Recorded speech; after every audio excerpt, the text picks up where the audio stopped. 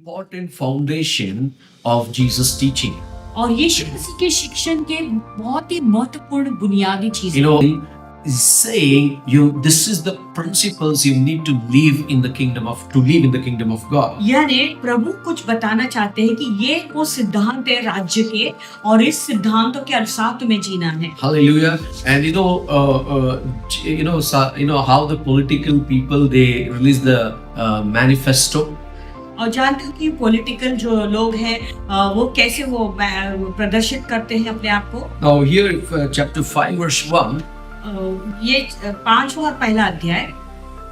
Jesus, seeing the multitudes, he went up on a mountain, and when he was seated, his disciples came to him. और इस भीड़ को देखकर पहाड़ पर चढ़ गया और जब बैठ गया तो उसके चेले उसके पास आए और वह अपना मुंह खोलकर उन्हें वो उपदेश देने लगा. Now listen, he opened his mouth and taught them, saying, they were waiting when Jesus will open his mouth.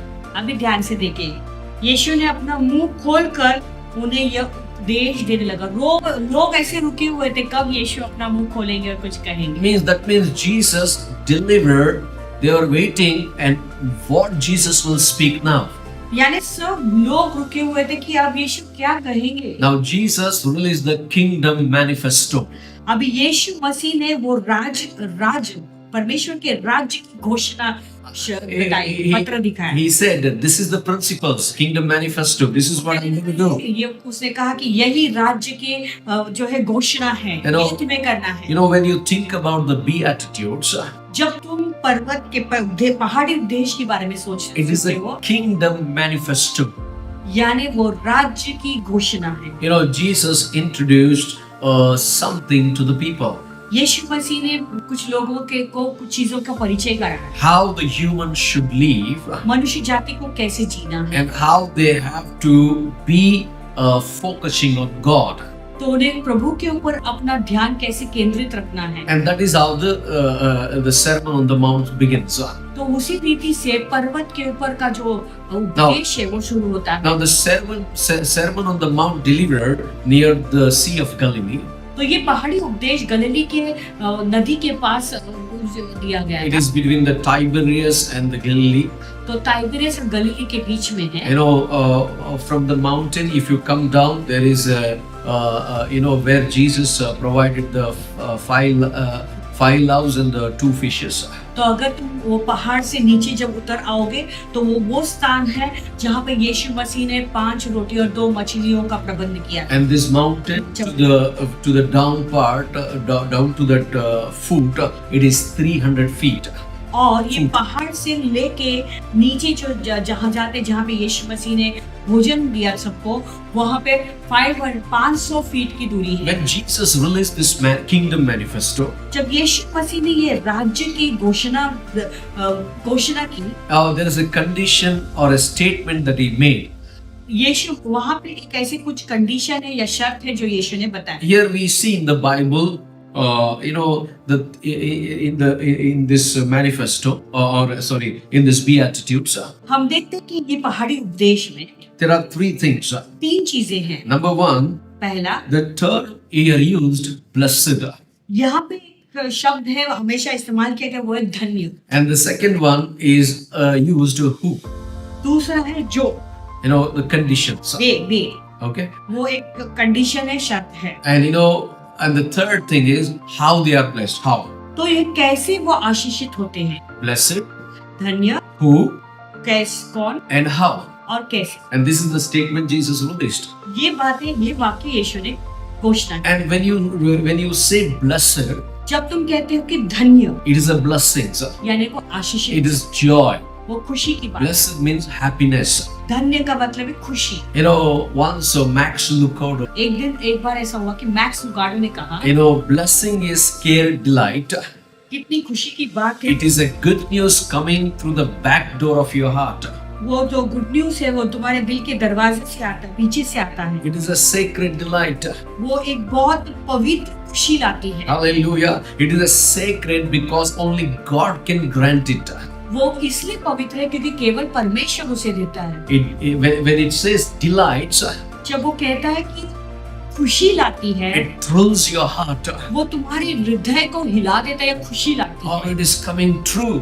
या तो वो सत्य होता है। And I want to tell you, it is a good news coming through the back door of your heart, and it delights. यानी ये खुशखबरी है तुम्हारे दिल के पीछे से भाग से आती है और वो तुम्हें ऐसे खुशी से भर देगी। So this is when Jesus is teaching about the Beatitudes. जब यीशु मसीह पहाड़ी के उपदेश सिखा रहे हैं, This is the first calling of the disciples. देखो शिष्यों का ये पहला बुलावट है। Chapter 4, 18 to 22, we see Jesus choosing the disciples. चौथा अध्याय 14 से 18 हम देखते हैं यीशु मसीह कैसे अपने चेलों को, चौथा अध्याय 14 से 18 हम देखते हैं कि यीशु ने कैसे चेलों को पहले चुना। And once Jesus chosen his disciple, एक बार जब यीशु उसके शिष्यों को चुनता है, then he released the kingdom manifesto. फिर वो राज्य की घोषणा पत्र बताता So है। his teaching started. अभी यीशु की उपदेश शुरू। This is the foundation you are going to stand. वो कहता है कि ये सारे नींव है, इस नींव पे तुम्हें खड़े रहना This है। is how the kingdom of God is. प्रभु का राज्य ऐसा है। Blessed are poor in the spirit, धन्य है वह जो आत्मा में दीन है, and the मन में दीन है, kingdom of God is theirs. क्योंकि स्वर्ग का राज्य उन्हीं का है। Blessed are those who mourn, धन्य है वे जो शोक करते हैं, they will be comforted. क्योंकि वे शांति पाएंगे। You know, blessed are who hunger, धन्य है वे जो भूखे हैं, they will be filled. वो भर दिए जाएंगे। Blessed are the merciful, yeah. धन्य है वो जो दयावंत हैं, You know, merciful, they will be shown mercy. क्योंकि उन पर दया की जाएगी। Blessed are the pure in heart, धन्य है वो जो मन में शुद्ध है, they will see God. क्योंकि वह परमेश्वर को देखेंगे। Blessed are the peacemakers, धन्य है वो जो मेल करवाने वाले हैं, you know, they are called the children of God. क्योंकि वे परमेश्वर के पुत्र कहलाएंगे। Blessed are persecuted for God, धन्य है वो जो धार्मिकता के कारण सताए जाते and the हैं, kingdom of God is theirs, and the great reward in heaven. क्योंकि स्वर्ग का राज्य उन्हीं का है और वो बड़ा प्रतिफल स्वर्ग से पाएंगे। Now I'm going to give you some background, and then I will take you to the heart of the message. तो पहले मैं उसके पिछोड़ा भाग सिखाऊंगा, फिर बाद में मैं संदेश के हृदय में जाऊंगा। Here can you see Jesus is saying, blessed are the poor in spirit.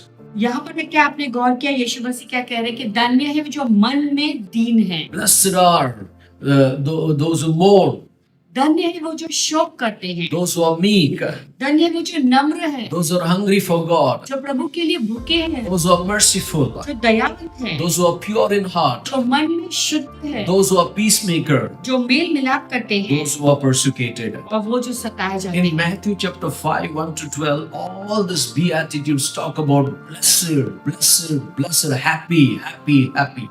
तो मत्ती का 15 अध्याय 1 से 12 ये सारी बातें धन्य धन्य धन्य यानी खुशी को दर्शाता है। You know, we need to always be happy in the kingdom of God. हमें प्रभु के राज्य में हमेशा खुशी से भरे हुए रहना You है। know, Jesus never made his manifesto based on sorrows. Jesus made his kingdom manifesto based on happiness, blessed. तो यीशु मसीह ने अपने राज्य की जो घोषणा की वो दुख से नहीं किया, लेकिन यीशु मसीह ने जो राज्य की घोषणा की वो बड़े आनंद और खुशी की बात घोषणा की है।